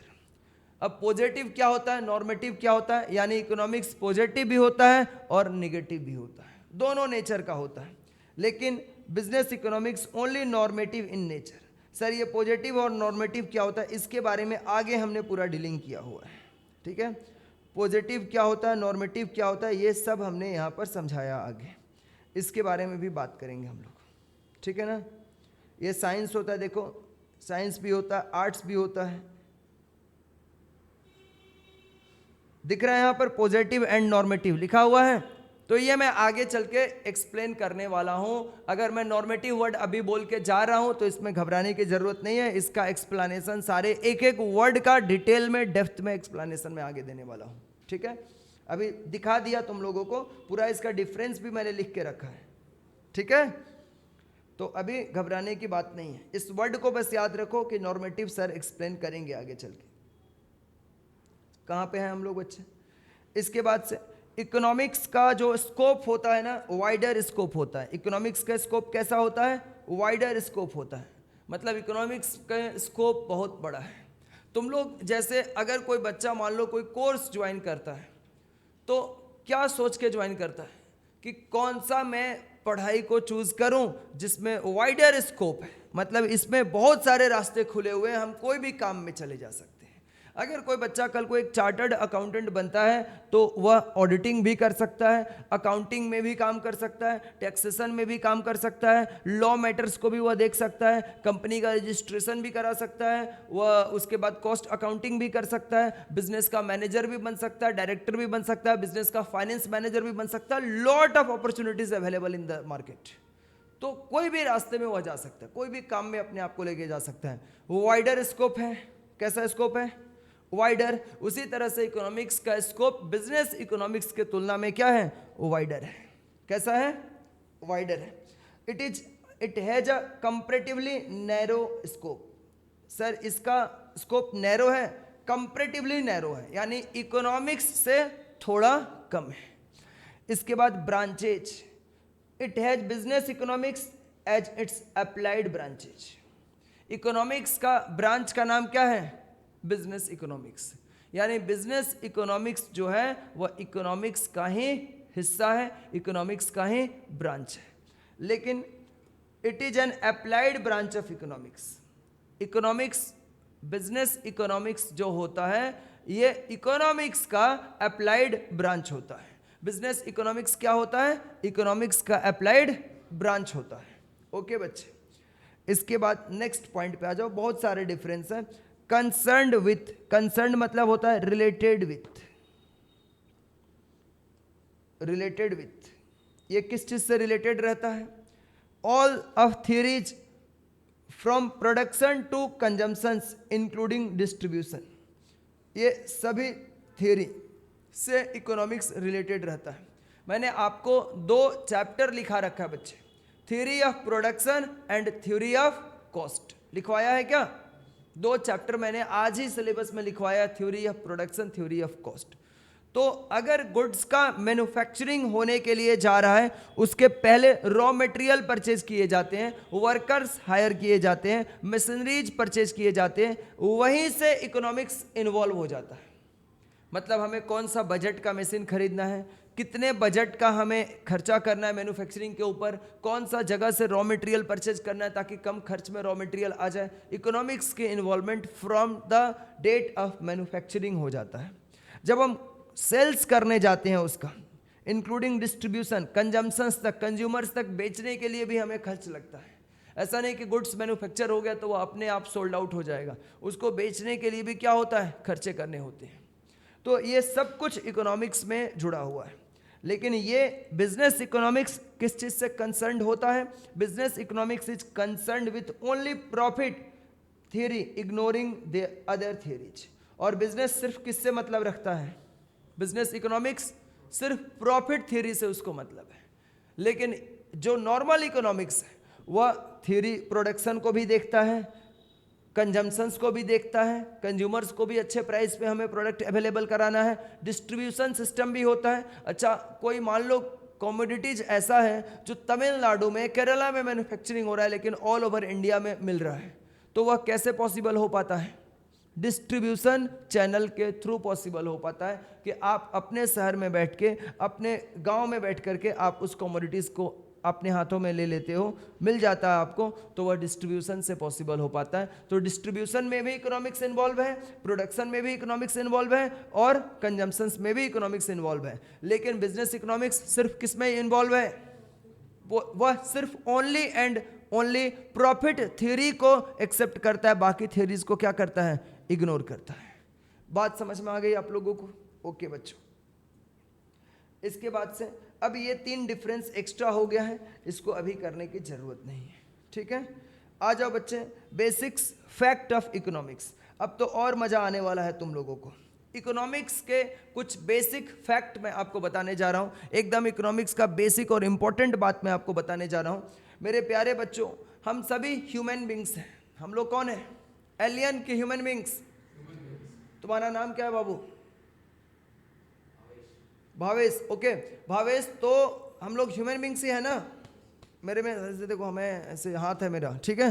Human beings, हम सभी ह्यूमन बींग्स की वांट जो होता है ना, ये अनलिमिटेड होता है। कैसा होता है? अनलिमिटेड। कोई आदमी आकर ऐसा नहीं बोल सकता इस पूरी दुनिया पे कि हमारी वांट क्या है, लिमिटेड है। उसकी वांट क्या है? अनलिमिटेड। कैसा वांट है भाई? Human beings have unlimited wants. मतलब हमारी एक वांट, एक नीड जब पूरी होती है, दूसरा वांट हमारे सामने पहले से ही आकर क्या हो जाता है, खड़ा हो जाता है। मतलब कभी भी तो ये एग्जाम्स में पूछता है, ह्यूमन वांट्स कैसा वांट्स होता है? अनलिमिटेड वांट होता है। हमें हमेशा ज़्यादा चाहिए, जो चीज़ हमें पहले से चाहिए वो मिल जाता है, तो दूसरे चीज़ों का वांट ऑटोमेटिकली हमारे माइंड में क्या हो जाता है, जनरेट हो जाता है। अब मुझे ये भी चाहिए, समझ में आ रहा है ना? ये ऑटोमेटिकली जनरेट हो जाता है। क्लियर है? इसके बाद the means of satisfying these wants are relatively scarce. यानी इस वांट को, ह्यूमन बींग्स का वांट कैसा है, जल्दी बोलो? अनलिमिटेड है। जल्दी, कैसा है? अनलिमिटेड है। इस अनलिमिटेड वांट को पूरा करने के लिए जिस रिसोर्स का इस अर्थ के ऊपर जरूरत है, उतना रिसोर्स अवेलेबल नहीं है। इस रिसोर्स क्या है? स्कार्स है। स्कार्स मतलब कम क्वांटिटी में अवेलेबल है। स्कार्स का मतलब क्या होता है? कम क्वांटिटी में अवेलेबल है। ये इंडिविजुअल लेवल पे, हाउस होल्ड लेवल पे भी देखोगे तो एक हाउस होल्ड की जो इनकम है, हाउस होल्ड का मतलब क्या होता है? हाउस होल्ड का मतलब बताओ। हाउस होल्ड का मतलब आज ही पढ़ाया हूं, जिससे पूछूंगा वही बताएगा। अच्छा, कुछ हमारे भी प्रिंसिपल से बच्चों क्लास में, आपको जब मैं एक टॉपिक के ऊपर लेक्चर दे रहा होऊंगा तो उसको मेरे को ख़त्म करने के बाद मैं पूछता हूं लास्ट में कोई डाउट, कोई क्वेश्चंस, तो आप उस समय क्वेश्चन रेज करोगे, मैं आपको पूरा आंसर दूंगा, सबके सामने दूंगा, कैमरे पे दूंगा, ठीक है। दूसरा कि अगर मैं क्लास में कुछ पढ़ाया, उसी दिन पढ़ाया, तो बीच बीच में मैं बच्चे से पूछता रहूँगा। मेरे को जिसका चेहरे पर आने वाले समय में जब तुम लोग 1 महीना का पढ़ाई मेरे से कर लेगा, तो तुम लोग को मैं एक गारंटी रिटर्न में दे रहा हूँ कि मैं उसी बच्चे से क्वेश्चंस पूछता हूं जो क्लास में नहीं बता पाएगा। और तुम लोग ऐसा देखना, कम से कम 100 बार ऐसा घटना होगा पूरे सेशन में। मतलब बच्चे का क्लास के अंदर अगर बैठा, लाइव में नहीं है, लाइव वाले बच्चे को भी मैं समझ जाता हूं, लेकिन लाइव में उतना नहीं हिट होता है। क्लास में आंख देख के पता तो कर दूंगा कि ये बच्चा कम समझा है या तो नहीं समझा, और उसी से मैं सवाल करूंगा और देखना वो हमेशा गलत बोलेगा। समझ में आ रहा है? ये बस पढ़ाते पढ़ाते हुआ है। तो बताओ दीदी, ग्रुप ऑफ कंज्यूमर्स, समझ में आ रहा है ना? ग्रुप ऑफ कंज्यूमर्स, बिल्कुल सही बताया इस बच्ची ने, ठीक है, ग्रुप ऑफ कंज्यूमर्स। तो बच्चे यहाँ पे क्या है, ये ह्यूमन वांट्स अगर हम हाउस होल्ड लेवल पे भी देखें तो हमें जितना नीड होता है ना अपने परिवार में, कि हमें अपने फैमिली में, अपने घर में ये चीज़ खरीदना भी बहुत ज़रूरत है, लेकिन उतना तब हमारे पास रिसोर्स नहीं रहता है, तो हम उस वांट को क्या करते हैं, पोस्टपोन्ड कर देते हैं कि इसको 1 महीना, 2 महीना, 5 महीना, 10 महीना बाद खरीदेंगे। तो ह्यूमन वांट्स कैसा वांट होता है? अनलिमिटेड। इस वांट को अवेल करने के लिए जितने रिसोर्स की रिक्वायरमेंट है, वो रिसोर्स क्या है? स्कार्स क्वांटिटी में इस अर्थ पे अवेलेबल है, ठीक है। अच्छा, the 2 fundamental fact from the subject matter of economics, that economics is concerned with the study of how effectively an individual and society use limited resources to satisfy infinite wants. Infinite मतलब unlimited wants. Economics का यहां पर समझो, economics का definition है। Economics किसके बारे में डील करता है बच्चों? इकोनॉमिक्स डील करता है, इकोनॉमिक्स किस चीज से कंसर्न्ड है? कंसर्न्ड वर्ड का मतलब क्या हुआ? Related. Economics is related with the study of, हम लोग इकोनॉमिक्स में क्या स्टडी करते हैं कि ये जो ह्यूमन वांट्स है, अनलिमिटेड ह्यूमन वांट्स को फुलफिल करने के लिए ह्यूमन के पास जो लिमिटेड रिसोर्स है उसको वह कैसे इफेक्टिवली यूज में लाता है। मतलब इफेक्टिव, देखो इसी को बोलते हैं ह्यूमन का इकोनॉमिक बिहेवियर को स्टडी करना। क्लियर है? अभी मान लो आपके मम्मी पापा के पास 50,000 रुपए थे, तो अगर चाहती मम्मी तो एक गोल्ड का ज्वेलरी परचेज कर सकती थी। अभी उनको जरूरत है, खरीदना है, अलग अलग फंक्शंस में, शादियों में जाने के लिए एक अच्छा नया होता, नया वो जमाने का, क्योंकि वो तो अपडेट होते रहता है ना ज्वेलरी, तो उनको अभी वो खरीदना था। लेकिन मम्मी ने बोला कि नहीं नहीं, अभी नहीं परचेज करना, पहले मेरे बच्चे को जा करके एडमिशन कराओ सीए फाउंडेशन में, इंस्टीट्यूट में रजिस्ट्रेशन कराओ, वो बच्चा हमारा सीए फाउंडेशन, सीएमए फाउंडेशन पढ़ेगा, कॉलेज का एडमिशन कराओ, ये पहले जरूरी है। ये तो थोड़ा 6 महीना 1 साल बाद भी आ जाएगा। मेरी बात समझ में आ रहा है ना? तो ह्यूमन बींग्स अपने अनलिमिटेड वांट्स को पूरा करने के लिए अपने लिमिटेड रिसोर्स को कैसे इफेक्टिवली यूज करता है, इसी से रिलेटेड जो स्टडी है वह, उसे हम क्या बोलते हैं? इकोनॉमिक्स बोलते हैं। उसे क्या बोलते हैं बच्चों? इकोनॉमिक्स बोलते हैं। जोर से बोलना है, जोर से, ठीक है? तुम लोग का आवाज भी थोड़ा थोड़ा कैमरे में कैद हो, ऐसा बोलना है, ठीक है? जोश नहीं रहेगा ना अंदर में पूरा एकदम, तो पढ़ने फिर थोड़ी देर में तुम लोगों को नींद आएगा। एकदम आग लगा रहना चाहिए शरीर में। क्लियर है? बोलना है एकदम। तो जब भी क्लास के लिए निकलो या घर में बैठ के लाइव क्लास करो, एक माइंडसेट पहले से तैयार कर लो, आधा घंटा 1 घंटा पहले, कि आज के क्लास में एकदम दम लगा के पूरा पढ़ाई करेंगे, सब कुछ समझ के आएंगे। मरे मरे क्लास जाओ, बैग टांग के आ गए, किसी तरह से मन नहीं था, बस चले आ रहे हैं कैसे भी करके, ऐसे पढ़ के तो फिर फायदा, मजा नहीं आएगा। जब भी निकलो आज नया सीख के आना है, क्वेश्चन करना है सर से, कुछ सीखना है, कोई डाउट रहेगा उसको क्लियर करके जाना। मतलब ये डेली का एकदम शेड्यूल बनाओ, माइंडसेट रेडी कर लो, तब देखो पढ़ के मजा आएगा, तभी एग्जाम निकलेगा।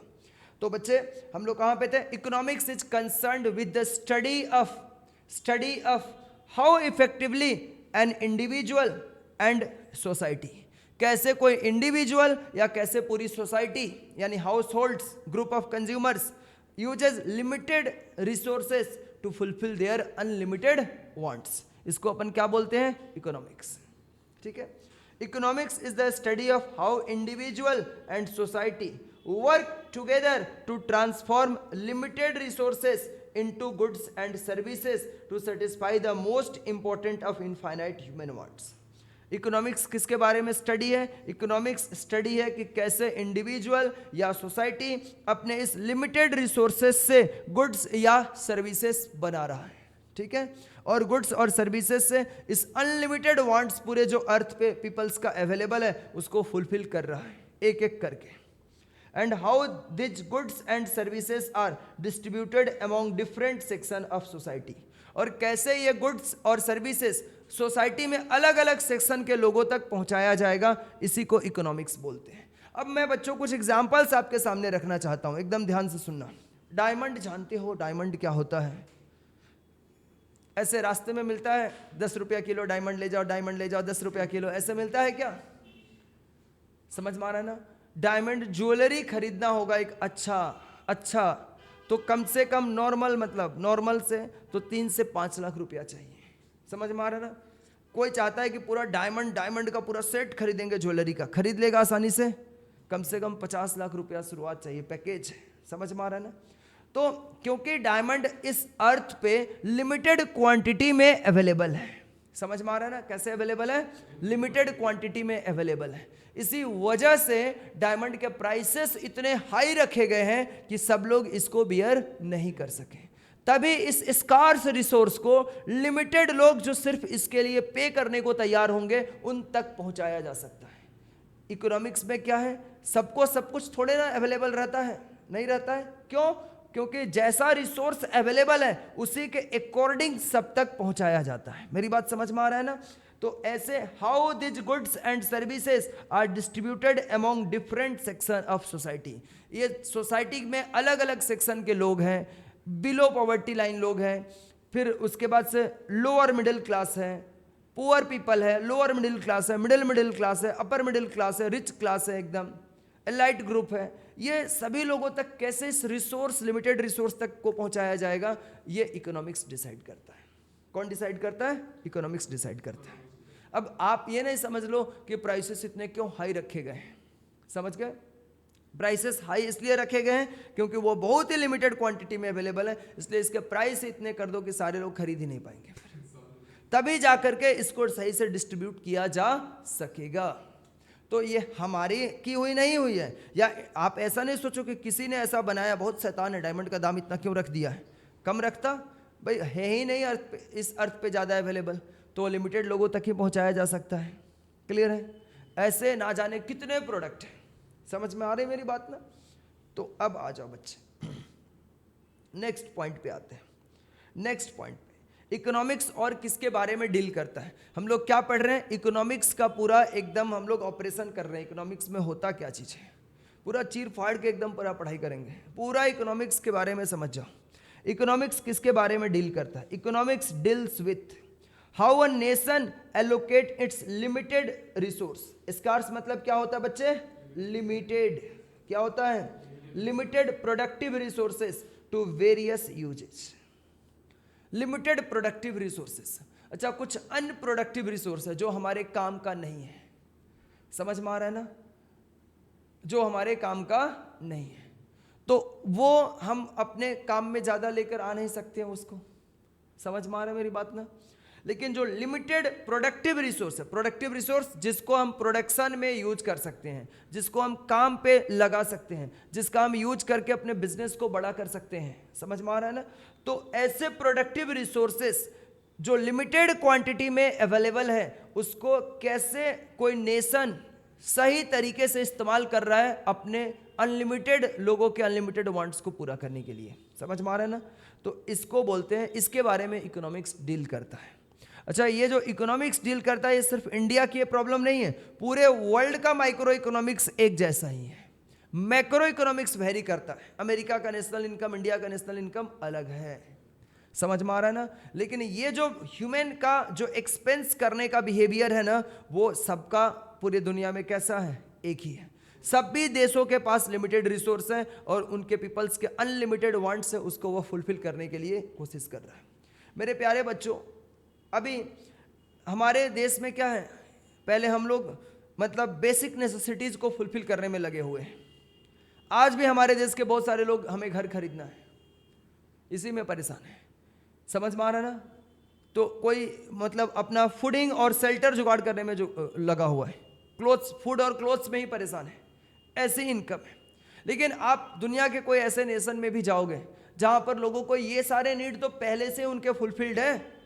बेसिक नेसेसिटीज, रोटी, कपड़ा, मकान, फूड, क्लोथिंग, शेल्टर, ये सब कुछ पहले से। वो लग्जरी के लिए फाइट कर रहे हैं कि हम कितना ज़्यादा लग्जरी यूज़ कर सकते हैं। ये मैं पढ़ाऊंगा इसी चैप्टर में, कैपिटलिस्ट इकोनॉमी, सोशलिस्ट इकोनॉमी और मिक्स्ड इकोनॉमी के अंदर। इसका पार्ट 2 में आपको वो मिलेगा, डोंट वरी, पढ़ाऊंगा, ठीक है? फिर इकोनॉमिक्स किसके बारे में डील करता है? Economics deals with the process. वह प्रोसेस के बारे में बताता है by which productive capacities of this resources is increased. Economics इसके बारे में भी डील करता है कि जो लिमिटेड स्कार्स क्वांटिटी में जो रिसोर्सेस हमारे पास अवेलेबल है, उन रिसोर्सेस के प्रोडक्टिव कैपेसिटी को हम कैसे इंक्रीज कर सकते हैं। समझ में आ रहा है मेरी बात? अच्छा, हम लोगों के पास जो टाइम अवेलेबल है अपने लाइफ में, टाइम, बचपन में तुम लोग ऐसा सुना होगा कहीं ना कहीं, टाइम इज मनी। सुना है क्या? टाइम इज वेल्थ, ऐसा सुना है क्या? बोलो, सुने हो ना कभी इंग्लिश पढ़ते वक्त कभी ना कभी सुना होगा ऐसा। टाइम हमारे लाइफ में क्या है? लिमिटेड है ना, अनलिमिटेड है, लिमिटेड क्वांटिटी में अवेलेबल है। तो हमारे पास कोई अपने टाइम को सोने में, घूमने में, मौज मस्ती में, याराना दिखाने में, इसमें बर्बाद कर देता है, और कोई अपने टाइम को प्रोडक्टिव यूज़ करता है। कैसा यूज़ करता है? प्रोडक्टिव यूज़, मतलब ऐसा कोई काम करना जिससे हमारी तरक्की हो, उसको क्या बोलते हैं? प्रोडक्टिव यूज़ करना, प्रोडक्टिव यूज़। और कोई पर्सन इस चीज़ में व्यस्त है कि कैसे मैं अपने लिमिटेड अवेलेबल टाइम को और ज़्यादा ही प्रोडक्टिव बना दूं, मतलब उसके प्रोडक्टिव होने का ज़्यादा फायदेमंद उस समय को बनाना है, इसके लिए कोशिश करता है। वैसे इकोनॉमिक्स हमेशा इस बारे में डील करते रहता है कि मेरे पास जो लिमिटेड रिसोर्स अवेलेबल है उसको और कैसे ज़्यादा हम प्रोडक्टिव बनाएं। चल लैंड हम बढ़ा सकते हैं क्या? जमीन हमें मन कर रहा है कि अपने इंडिया का जितना लैंड एरिया उसको थोड़ा बड़ा कर दें, कर सकते हैं? नहीं कर सकते हैं, पॉसिबल ही नहीं है, नेचर वो करता है। तो हमारा जितना भी पॉपुलेशन बढ़ जाए देश का या कम हो जाए, हमें उसी लैंड को और प्रोडक्टिव बना करके सबको, हमें सबके नीड को फुलफिल करना होगा। क्यों हाई राइज टावर बनाए जाते हैं?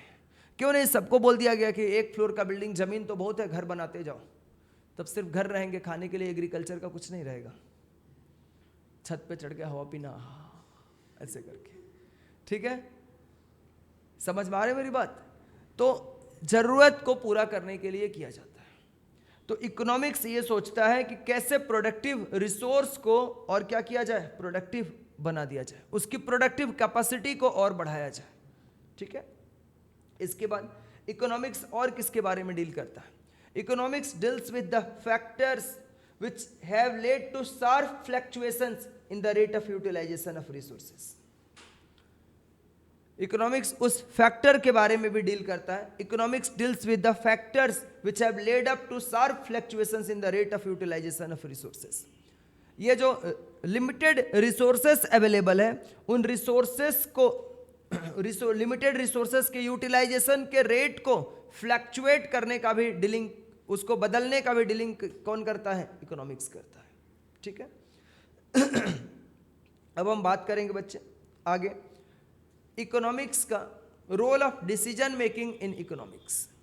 इकोनॉमिक्स में डिसीजन मेकिंग का क्या रोल है? डिसीजन मेकिंग समझ में आ रहा है क्या होता है? निर्णय लेना, मतलब हमें आगे अपने लाइफ में क्या करना है उसको बोलते हैं डिसीजन मेकिंग। आप अगर सीए, सीएमए, सीएस के क्लास में बैठे हुए हो तो किस वजह से बैठे हो? डिसीजन मेकिंग के वजह से। समझ में आ रहा है ना? आप कल को अपने लाइफ में कुछ करोगे तो वह किस वजह से करोगे? डिसीजन मेकिंग के वजह से। क्लियर है मेरी बात ना? आप जैसा निर्णय लोगे, जैसा सोचोगे वैसा ही बनोगे। डिसाइड तो आप ही करते हो ना? समझ में आ रहा है ना? मैंने डिसाइड किया कि मेरे को आने वाले समय में टीचिंग कराना है, पढ़ाना है, तो मैं यहाँ पे खड़ा हूँ, किसी ने लाके मुझे नहीं खड़ा कर दिया मार के कि जाओ वहाँ पे खड़ा होके तुमको बोलना है। ये मेरी डिसीजन है, मैं अपने डिसीजन की वजह से यहाँ पे खड़ा हूँ। बात समझ में आ रही है ना? तो वैसे ही इकोनॉमिक्स में डिसीजन मेकिंग की क्या रोल है? इकोनॉमिक्स में डिसीजन मेकिंग की रोल क्या है, ये हम लोग इस पॉइंट में स्टडी करने वाले हैं बच्चों। Meaning of decision making, decision making का मतलब ही समझाया है पहले। फिर इकोनॉमिक्स में डिसीजन मेकिंग का क्या रोल है उसको यहाँ पर बताया है। पहले डिसीजन मेकिंग का मतलब समझो। अच्छा, कुछ भी हुआ है इस दुनिया में तो वह किसके वजह से हुआ है? डिसीजन मेकिंग के वजह से हुआ है। समझ में आ रहा है ना? हमने पाकिस्तान के ऊपर मिसाइल मारा तो ये किसका डिसीजन था? बिना डिसीजन का अपने आप हो गया ना, कि इसके लिए डिसाइड करना पड़ा, डिसाइड करना पड़ा। नरेंद्र मोदी इंडिया का प्राइम मिनिस्टर बने हैं तो वह अपने डिसीजन की वजह से बने होंगे कि भाई मुझे पॉलिटिक्स ही मेरा करियर है, इसमें ही मैं बेस्ट परफॉर्मेंस दे सकता हूं। तो एक उम्र से उन्होंने, एकदम आपके ही उम्र से उन्होंने शुरुआत कर दिया कि भाई हमें तो बस यही मेरे लिए रास्ता है। तो डिसीजन मेकिंग से आता है। क्लियर है? So decision making is the process of selecting the appropriate alternative. हमारे पास अप्रोप्रिएट अल्टरनेटिव्स होते हैं। समझ में आ रहा है ना? अप्रोप्रिएट ऑल्टरनेटिव का मतलब क्या होता है? ऑप्शंस। उस ऑप्शंस में से जो बेस्ट सेलेक्ट करना, उसी को क्या बोलते हैं? डिसीजन मेकिंग बोलते हैं। Decision making is the process of selecting the most appropriate alternative. जो सबसे मेरे लिए अप्रोप्रिएट है, सुटेबल है, वैसे ऑल्टरनेटिव्स को हम चूज करेंगे, उसको क्या बोलते हैं? डिसीजन मेकिंग बोलते हैं। That will provide the most efficient means of attaining specified objectives।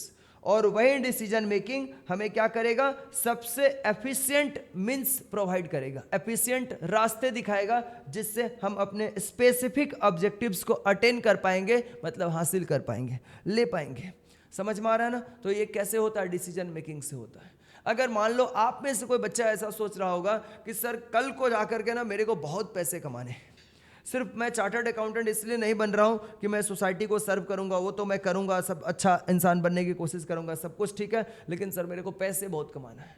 तो जब पैसे आपको चाहिए, वो सिर्फ पैसे चाहिए सोचने से आ जाएगा ना? उसके लिए आपको डिसाइड करना पड़ेगा एक रास्ते पे निकलना पड़ेगा, उसके लिए काम करना पड़ेगा। यस और नो? करना होगा ना। तो ये वो जो आपको 10 इयर्स के बाद चाहिए, 5 इयर्स के बाद चाहिए, 6 इयर्स के बाद चाहिए, उसके लिए डिसीजन आपको अभी करना पड़ेगा। कब करना पड़ेगा? अभी, नाउ, टुडे। समझ में आ रहा है ना? डिसीजंस का रिजल्ट होता है हम जैसा बनते हैं, अपने लाइफ में जैसा करते हैं। So this is the right time to decide. अभी करना है। क्लियर है? अगर मान लो कोई बच्चा नहीं पढ़ाई में ध्यान दे रहा, नहीं पढ़ रहा है, अभी पट्टी पढ़ा देते हैं मम्मी पापा को, पढ़ाई हार्ड है, हम नहीं पढ़ सकते हैं, ऐसे करके 2-4 साल खींच देगा, तो वो क्या डिसाइड कर रहा है अपने लिए? कुछ अच्छा कर लेगा, बड़ा कर लेगा? समझ में आ रहा है मेरी बात? मतलब पढ़ाई से रिलेट करता हुआ डिसीजन मेकिंग, इसलिए मैं ये बात भी बोल रहा हूं आपको। आप जैसा सोचते हो, जैसा डिसाइड करते हो, जैसा वर्क करते हो, वैसा ही आप बनते हो। मतलब आपका माइंडसेट आपको उस जगह पे पहुंचाता है। ओनली एंड ओनली माइंड का गेम है। आप अगर सोचोगे नहीं तो वैसा बन भी नहीं सकते हो। समझ गए ना? हाँ, लेकिन जो सोचो पूरा मार्केट में पहले मत फैला दो, हम ये बनने वाले हैं ऐसे, फिर तो आप बन ही नहीं पाओगे। सोचो, अपने अंदर रखो, और उसके लिए आज ही, today is the best day to start the job.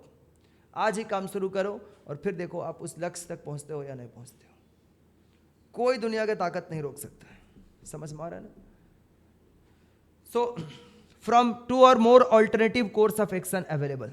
हमेशा डिसीजन मेकिंग, अच्छा कोई एक ही ऑप्शन हमारे पास है, बस एक ही रास्ते मेरे पास, तो हम क्या करेंगे? उसी रास्ते पे हमें चलना पड़ेगा। और कोई रास्ता है क्या हमारे पास? नहीं है।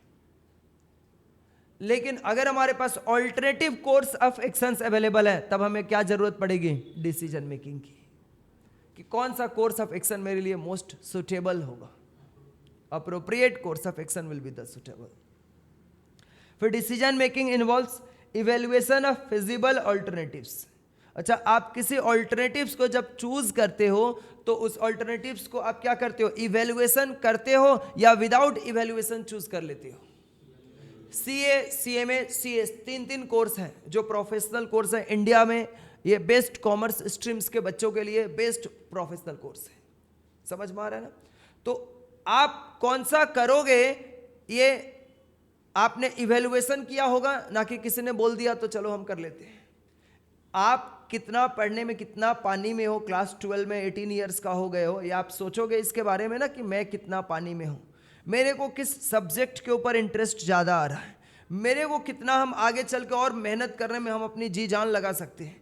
ये सारी बातें सोच करके डिसीजन लिया जाता है, ना कि विदाउट एवेल्युएशन कर लेते हैं। मेरे को ना CS वर्ड ज़्यादा अच्छा लग रहा, हम यही करेंगे, वर्ड पे जाके करोगे, ना कि समझोगे। इवेल्युएशन करोगे, इवेल्युएशन करोगे तभी आप कर पाओगे। ठीक है? So decision making involves evaluation of feasible alternatives, rational judgement, मतलब बुद्धिमानी भरा हुआ judgement, on the basis of, किस बेसिस पे ये निर्णय लोगे? Information and choice of most suitable alternatives. आप मान लो आपको एक कार परचेज करना है और आपको चॉइस तो है कि मेरे को ना इसी 15 लाख के बजट में मेरे को कार चाहिए। 3-4 आपने चॉइस रखा है। अब इस 3-4 में भी आप कंफ्यूज्ड हो कि मैं कौन सा लूं, तो आप क्या करोगे? इंफॉर्मेशन कलेक्ट करोगे। वैसा ही सिमिलर कार अगर किसी ने खरीद रखा है या उसको कार के बारे में बहुत नॉलेज है, तो आप उन लोगों से इंफॉर्मेशन कलेक्ट करोगे। फिर आप इंफॉर्मेशन के बेसिस पे देखोगे कि ये इंफॉर्मेशन मेरे रिक्वायरमेंट में सेट हो रहा है या नहीं हो रहा है। समझ में आ रहा है ना? मान लो आप चाहते हो कि मेरे को एक ना फ्यूल सपोर्टिव कार चाहिए 15 लाख के बजट में। मैं आपका कि मतलब मेरा एक्सपेंस फ्यूल के ऊपर कम हो। समझ में आ रहा है ना? तो आप 15 लाख के बजट में 4 कार, चारों का डिजाइन, स्टाइल, कलर सब कुछ आपको सही लग रहा है, लेकिन बस आप मेन फैक्टर क्या है? फ्यूल। तो आपको इसके बारे में लेकिन नॉलेज नहीं है, तो आप ये डिसीजन किसी इंफॉर्मेशन कलेक्ट करोगे। इंफॉर्मेशन आप मांगोगे, हो सकता है सेलर से मांगो या जो इसके बारे में एक्सपर्ट लोगे कि सबसे फ्यूल एफिशिएंट कार कौन सा है, तो आपको वो बता देगा कि ये वाला 4 में से सबसे फ्यूल एफिशिएंट है। तो फिर आपकी रिक्वायरमेंट वहाँ फुलफिल बैठ रहा है तो आप उसे ही परचेज करोगे। तो हमें डिसीजंस मेकिंग में क्या होता है, फिजिबल ऑल्टरनेटिव्स हम चूज करते हैं, रेशनल जजमेंट करते हैं, और ये जो जजमेंट हम करते हैं कि कौन सा करें, ये किसी इंफॉर्मेशन और चॉइसेस जो सबसे सुटेबल ऑल्टरनेटिव होता है हमारे लिए, उसके अकॉर्डिंग हम चूज करते हैं। इसे क्या बोलते हैं, डिसीजन मेकिंग बोलते हैं। ठीक है भाई। नेक्स्ट है, decision making arises only if there is a choice available. अब एक ही ऑप्शन है आपके पास, बस आपके पास एक ही रास्ता है, कोई ऑल्टरनेटिव कोर्स ऑफ एक्शन नहीं है आपके पास, then what will you do, उसी रास्ते पे चलोगे, ऑप्शन ही नहीं है आपके पास। डिसीजन मेकिंग कब करने की जरूरत पड़ेगी, जब जब ऑल्टरनेटिव्स अवेलेबल होगा। समझ में आ रहा है ना, ऑल्टरनेटिव्स अवेलेबल होगा। सुबह की शादी हो रही है, 4 रिश्ते आ गए इसके घर पे, क्या करेगा, बेस्ट ऑल्टरनेटिव्स जो उसके रिक्वायरमेंट में फिट बैठेगा। समझ में आ रहा है ना। उसमें भी लोग आजकल इंडिया में तलाक के केसेस क्यों बढ़ रहे हैं, समझ गया ना, वो कुछ और देख करके ऑल्टरनेटिव्स चूज करते हैं, बस पंगा होता है। तो आपके रिक्वायरमेंट में क्या सुटेबल बैठता है, ये आपने अगर अपने रिक्वायरमेंट के हिसाब से नहीं चूज किया तो उसमें भी फेलियर हो जाता है। समझ में आ रहा है मेरी बात ना। और मान लो ये सीए बन गया, बहुत पैसा कमाने लगा, अब इसके ऑल्टरनेटिव्स ऑप्शन इसके पास नहीं है। समझ में आ रहा है ना, मतलब इसको अपने रिक्वायरमेंट के हिसाब से चाहिए और एक ही वैसा ऑप्शन इसके पास अवेलेबल है, तब क्या करेगा, डिसीजन मेकिंग करना है ना कि वही करेगा, वही करेगा। डिसीजन मेकिंग की बात खत्म। डिसीजन तब होता है जब ऑल्टरनेटिव कोर्स ऑफ एक्शंस आपके सामने अवेलेबल होता है। बहुत सारे बच्चे जब क्लास 10 पास करते हैं, उनके पास ऑप्शंस होता है, साइंस लूँ, कॉमर्स लूँ, आर्ट्स लूँ, मैं क्या लूँ, मैं तो बहुत कंफ्यूज हूँ, बीमार हो गया हूँ मैं। समझ में आ रहा है ना। तो ऐसे परिस्थितियों में आपके पास जब alternative course of actions available है, तभी डिसीजन मेकिंग में प्रॉब्लम आता है। There are alternative course of actions to choose from. Role of economics. अब इकोनॉमिक्स में डिसीजन मेकिंग का क्या रोल है, role of decision making in economics. Decision making का इकोनॉमिक्स में क्या रोल है। हम लोग कोई भी कोर्स ऑफ एक्शन लेते हैं तो हम अपने पहले इकोनॉमिक बिहेवियर को, इकोनॉमिक हैबिट्स को, अगर मान लो मैं प्रोडक्शन कर रहा हूँ, मेरी एक फैक्ट्री है, मैं कोई गुड्स बना रहा हूँ, तो मैं क्या करूँगा, मैं कौन सा रॉ मटेरियल हमें फैक्ट्री में यूज़ करना है, हमें कितने स्किल्ड वर्कर रखने हैं, कितने सेमी स्किल्ड वर्कर रखने हैं, कितने अनस्किल्ड वर्कर्स रखने हैं, कौन सा मशीनरीज परचेज करना है, कितना एरिया में मेरे को फैक्ट्री बनाना है, ये सब कुछ डिसाइड कौन करेगा, इकोनॉमिक्स करेगा। क्योंकि इकोनॉमिक्स के थ्रू ही हमारे पास बजट होगा और उसी बजट में हमें ये सब काम करना है। तो in economics the productive resources, जैसे कि लैंड प्रोडक्टिव रिसोर्स होता है, लेबर प्रोडक्टिव रिसोर्स होता है, कैपिटल प्रोडक्टिव रिसोर्स होता है, मैनेजमेंट और एंटरप्रेन्योरशिप प्रोडक्टिव रिसोर्स होता है, और लिमिटेड, ये सभी लिमिटेड और स्कार्स क्वांटिटी में अवेलेबल होते हैं अर्थ पे, जिसको फैक्टर ऑफ प्रोडक्शन भी बोला जाता है। इसको हम लोग क्या बोलते हैं, फैक्टर ऑफ प्रोडक्शन बोलते हैं। And can be employed in alternative use, और ये सभी कुछ ऑल्टरनेटिव यूज में हम लगा सकते हैं। ऑल्टरनेटिव मतलब मान लो मेरे पास एक लैंड का पीस है, बड़ा सा 2 एकर्स लैंड है मेरे पास। अब 2 एकर्स लैंड पे या तो मैं फैक्ट्री भी ओपन कर सकता हूँ, मैं चाहूँ तो उसके ऊपर 2 एकड़ लैंड में एक बड़ा सा अपना मैं यूनिवर्सिटी का या कॉलेज ओपन कर सकता हूँ, एक उस 2 एकड़ लैंड पे मैं अपनी बड़ी से हॉस्पिटल ओपन कर सकता हूँ। तो उस एक प्रोडक्टिव रिसोर्स का डिफरेंट यूजेज है, मैं किस काम में यूज करूँ कि यह मोस्ट बेनिफिशियल होगा और मेरे अकॉर्डिंग ये सुटेबल होगा। मेरी बात समझ में आ रहा है ना। तो ये डिसाइड करने को ही क्या बोलते हैं, role of the decision making in economics. Clear बात समझ में आ रही है ना। अच्छा, this is always a need for choosing the most efficient alternatives. हमें ये हमेशा चूज करना पड़ता है, बिजनेस डिसीजंस मेकिंग में इकोनॉमिक्स की जरूरत पड़ती है कि हम अपने इस लिमिटेड रिसोर्स जो हमारे पास अवेलेबल है उसको कौन से एफिशिएंट ऑल्टरनेटिव्स को हम चूज करें जो हमारे लिए मोस्ट सुटेबल, मोस्ट प्रोडक्टिव होगा। ठीक है। And rejecting the less efficient ones, जो लेस एफिशिएंट होगा उसको हम क्या करेंगे, चलता करेंगे, रिजेक्ट कर देंगे। अ business firm has makes both strategic and tactical and operational decisions. बच्चे, मेरे पास बहुत सारे बच्चे सीएमए वाले भी हैं, cost and management accountant. CA और सीएमए का फर्क क्या होता है यहां पर मैं थोड़ा बताना चाहता हूं। सीएमए जो बच्चे पढ़ाई करते हैं, कोई भी कंपनी जो प्रोडक्शन स्टार्ट करती है या प्रोडक्शन कर रही है, वो अपनी प्रोडक्शन बिगिन करने से पहले कॉस्ट एंड मैनेजमेंट अकाउंटेंट को हायर करके लाते हैं। सीए से पहले कॉस्ट एंड मैनेजमेंट अकाउंटेंट को हायर करके ले जाते हैं। सीए को तो तब हायर करेंगे ना जब बिजनेस होगा, धंधा होगा, परचेज सेल होगा, तभी तो वो अकाउंटिंग करेगा। समझ में आ रहा है ना। लेकिन ये तो कॉस्ट एंड मैनेजमेंट अकाउंटेंट को डे 1 पे हायर करते हैं कि भैया तुम चलो, हमारा ये 300 करोड़ का प्रोडक्शन शेड्यूल है, इसमें हमें ये बताओ कि most alternative course of action कौन होगा जिसमें हमारा कॉस्ट मिनिमाइज होगा। उनको ये क्या होते हैं, कॉस्ट कंट्रोलर होते हैं, कॉस्ट मैनेजर होते हैं, उनको कॉस्टिंग कम करने सिखाया जाता है पढ़ाई में। अच्छा, सीए वाले बच्चे भी उतना सीखते हैं, लेकिन जिसका जो प्रोफेशनल है, जिसमें वो सर्टिफिकेशन ले रखा है, उसको पहले कंपनी लेके जाएगा।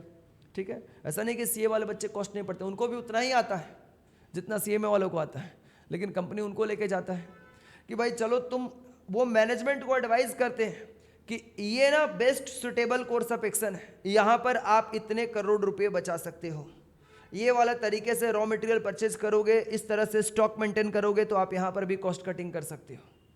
ऐसे करके मान लो किसी कॉस्ट अकाउंटेंट ने कंपनी के 300 करोड़ रुपए के प्रोडक्शन शेड्यूल में उसके 30 करोड़ रुपए बचा दिए, तो 30 करोड़ बचा देगा, तो अगर वह कंपनी वाला उसको 50 लाख का पैकेज साल का दे दिया तो क्या ही फर्क पड़ता है। 30 करोड़ रुपए में से 50 लाख देना, तब भी 29 करोड़ 50 लाख बचेगा। समझ में आ रहा है मेरी बात, क्यों पैकेज देता है कंपनी वाला। ये बड़े पोस्ट पे जो लोग बैठे होते हैं, जो मैनेजमेंट की एमबीए की पढ़ाई करके गए हैं, सीएमए की पढ़ाई करके गए हैं, सीए की पढ़ाई करके गए हुए हैं, ऐसे लोगों को कंपनी इतने बड़े बड़े मोटे मोटे पैकेज क्यों देती है? क्योंकि ये कंपनी को डिसाइड कराते हैं कि कौन सा best suitable course of action है जो आपके लिए मोस्ट फिजिबल होगा, मोस्ट यूजफुल होगा, फिर उनको पैसे देते हैं। समझ आ रही मेरी बात? ओके। कितने तरह के डिसीजंस होते हैं बच्चे? टाइप्स ऑफ डिसीजंस, कितने तरह के डिसीजंस होते हैं ये हम लोग पढ़ेंगे। Some examples of decision making for a business firm. Business firms के लिए डिसीजन, शट डाउन और कंटिन्यू, मतलब कुछ ऐसा सिचुएशन जहां पर आपको ये डिसाइड करना है कि मेरे को अभी बिजनेस को शट डाउन कर देना चाहिए या बिजनेस को कंटिन्यू करना चाहिए। Should the firm continue to be in business और क्लोज डाउन, क्या इस बिजनेस में अभी भी बने रहना चाहिए या क्लोज डाउन कर देना चाहिए। अच्छा, पहले के टाइम पे जब तुम लोग बहुत छोटा छोटा हुआ करता था, एकदम बच्चा सा, ठीक है, 2 साल 3 साल का, छोटू, उस टाइम पे बच्चे बहुत सारे टेलीकॉम में बिजनेस में कंपनी हुआ करते थे। समझ में आ रहा ना? एयरसेल हुआ करता था, यूनिनॉर हुआ करता था, और ना जाने रिलायंस टेलीकॉम हुआ करता था, ये सारे लोगों ने, टाटा डोकोमो हुआ करता था। ऐसा ये सारे बिजनेस बंद करके चले गए, टेलीकॉम बिजनेस से बाहर निकल गए, अपना अपना बिजनेस, जो बड़े जाइंट लोग हैं एयरटेल, जियो, इन लोगों को बेच के निकल गए। क्यों? उन लोगों ने डिसाइड कर लिया कि अभी हमें ये वाला बिजनेस में बने रहना अब हमारे लिए सेफ नहीं है। समझ में आ रहा है ना? तो उन्होंने उस बिजनेस को शट डाउन किया, इंडस्ट्री से खुद को बाहर कर लिया, उस फंड को दूसरे बिजनेस में लगा दिया होगा, कहीं ना कहीं तो लगाएगा। तो हमें बिजनेस को शट डाउन करना चाहिए या कंटिन्यू, ये भी बिजनेस डिसीजन मेकिंग है। यहां पर भी decision making of economics use किया जाता है। न्यू प्रोडक्ट, क्या हमें कोई न्यू प्रोडक्ट मार्केट में अभी लॉन्च करना चाहिए या नए पुराने प्रोडक्ट को ही इंप्रूव करके मार्केट में कंटिन्यू करते रहना चाहिए? यह भी कौन डिसाइड करता है? Company. Should the firm launch the new product in the highly competitive market environments? अभी बहुत ही हाईली कॉम्पिटिटिव मार्केट इन्वायरमेंट्स है।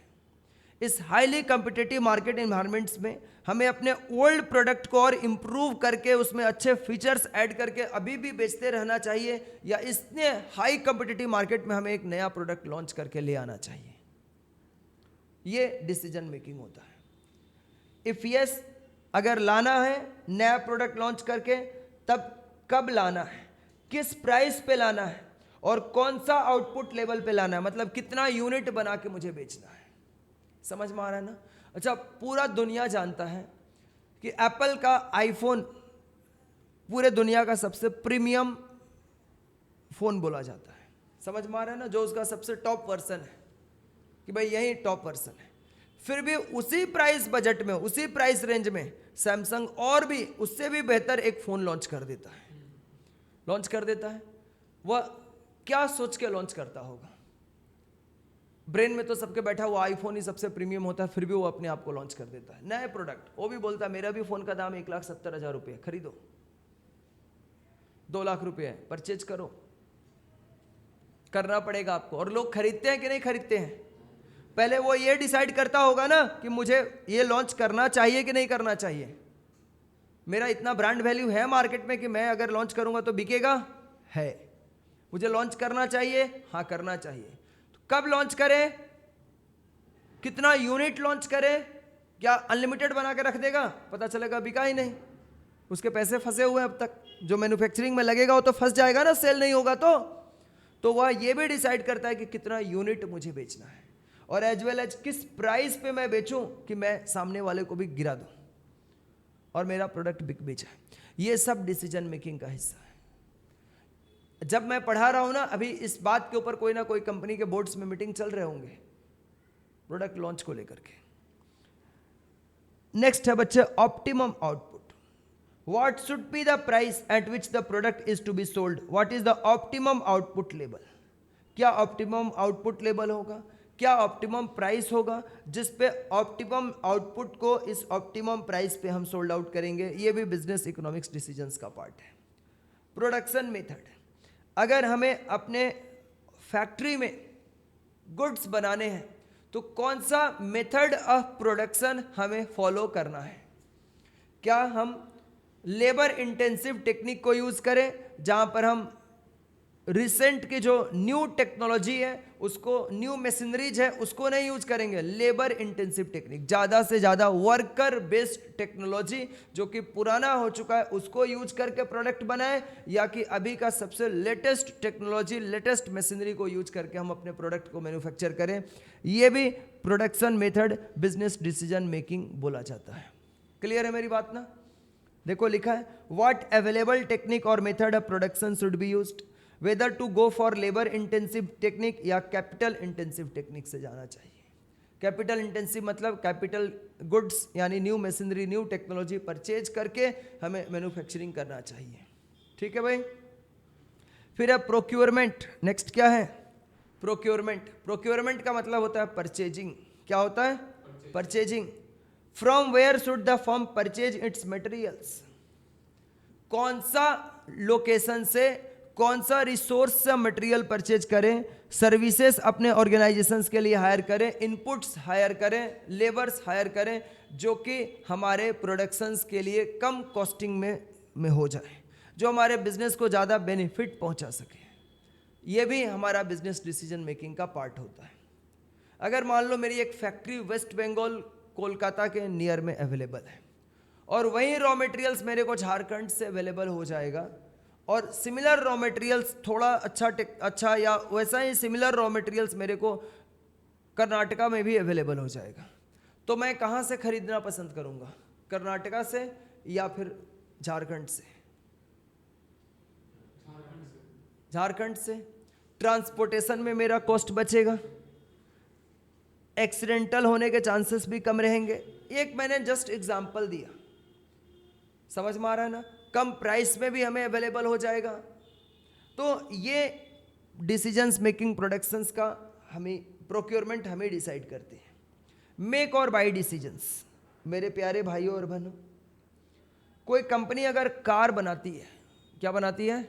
कार, या मोबाइल फोन बनाती है तो कार में लगाए जाने वाले जितने मतलब पार्ट्स हैं, जो कार में सीट से लेकर के उसका सिटिंग अरेंजमेंट, उसका शेड, इंजन, टायर, सब कुछ, फ्रेम वगैरह सब कुछ, क्या एक ही कंपनी बनाती है?